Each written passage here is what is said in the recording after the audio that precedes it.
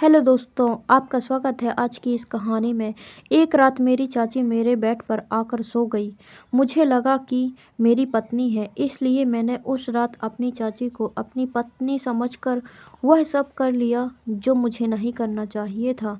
Hello दोस्तों, आपका स्वागत है मेरी इस कहानी में।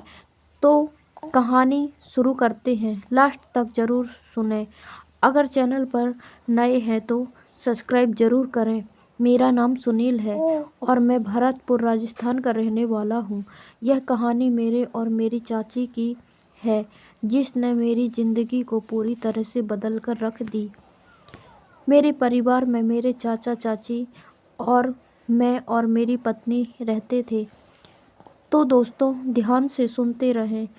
तो दोस्तों यह बात तब की है, 2 साल पहले की है, जब मेरी शादी को कुछ ही दिन हुए थे। हमारी ज़िंदगी एकदम हंसी खुशी चल रही थी। मेरे मेरे चाचा की उम्र हो चुकी है, इसलिए अब वह घर पर ही रहते हैं। मैं एक कंपनी में जॉब करता हूँ। हमारा एक छोटा सा घर है जिसमें 2 कमरे हैं। एक कमरे में चाचा चाची और दूसरे कमरे में मैं और मेरी पत्नी रहते हैं। सुबह मैं अपने काम पर जाता हूँ और रात को 8 बजे घर आता हूँ। जब मैं घर आता तो मेरी पत्नी मेरे लिए खाना लगाती और फिर हम खाना खाकर सो जाते थे। एक रात मैं पानी पीने उठा तो मैंने देखा कि चाची के कमरे से कुछ आवाज़ आ रही थी। चाची कह रही थी, मेरी तो ज़िंदगी ही खराब हो गई है। जिस दिन से तुमसे शादी हुई है, तुमने आज तक मुझे वह सुख नहीं दिया जो मुझे चाहिए था। मैं हमेशा अपना मन मारकर सो जाती हूँ। कभी कभी तो मैं तुम्हें कहती रहती हूँ, फिर भी तुम कुछ नहीं करते हो। तभी चाचा बोले, अब मेरी उम्र हो चुकी है, अब मेरे बस की कुछ नहीं है। यह सब चाची सुनकर बोली, तुम्हारे बस की कब थी जो अब रहेगी। यह लड़का भी कैसे हो गया है नहीं पता। काफ़ी देर बहस के बाद वहाँ से आवाज़ आना बंद हो गई। अब मैं पानी पीकर अपने कमरे में चला गया और बेड पर लेट गया। मुझे अब नींद नहीं आ रही थी। चाची की बातें मेरे दिमाग में घूम रही थी। मुझे यह तो समझ में आ गया था कि चाची किस बारे में बोल रही थी, लेकिन एक अफसोस भी हो रहा था कि चाची शुरू से ही कुछ सुख से वंचित रही है।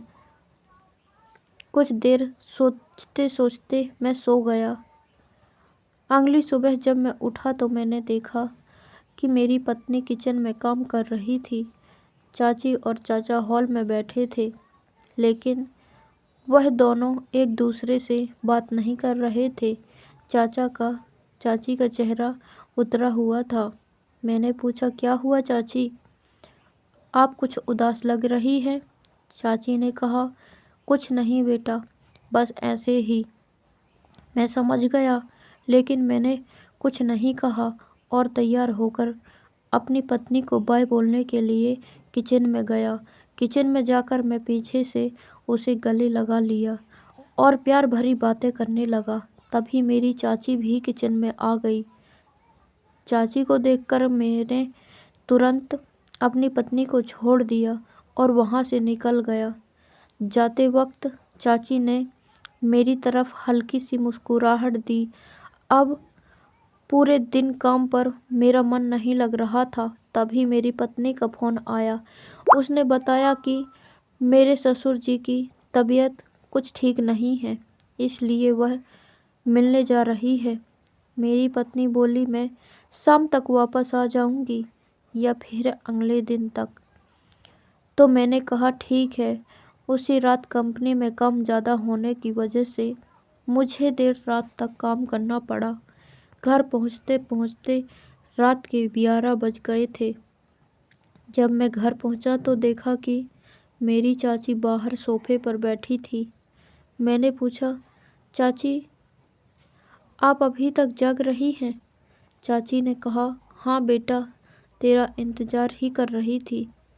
मैंने कहा, चाची मैं तो बताया था ना आपको कि मैं लेट हो जाऊंगा, आप लोग सो जाना।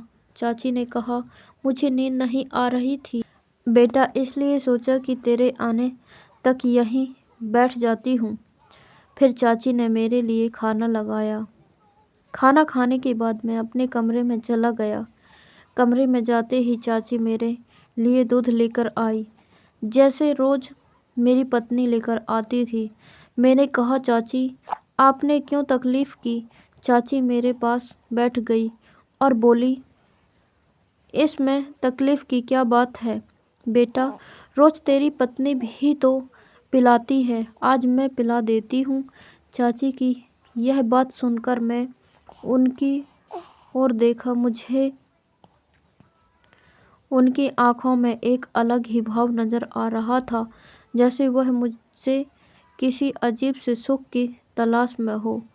फिर चाची ने कहा, जल्दी से दूध पी लो। मैंने कहा, चाची मैं पी लिया। दूध पीते ही मुझे बहुत तेज़ नींद आने लगी और मैं वहीं सो गया। रात को मुझे नींद में कुछ महसूस हो रहा था, लेकिन गहरी नींद में होने के कारण मैंने सोचा कि शायद मेरी पत्नी का हाथ होगा। फिर मैं सो गया। सुबह 4 बजे अचानक मैं बाथरूम के लिए उठा। जब मैंने अपने कमरे की लाइट जलाई तो देखा कि मेरी चाची मेरे पास सो रही थी। यह देखकर मैं चौंक गया और सोचने लगा, क्या वह हाथ चाची का था? अब तो मेरा मन बेचैन हो उठा। मुझे नींद नहीं आ रही थी। सुबह के 5 बज चुके थे। तभी चाची चुपचाप उठी और मेरे कमरे से बाहर चली गई। अब मेरे मन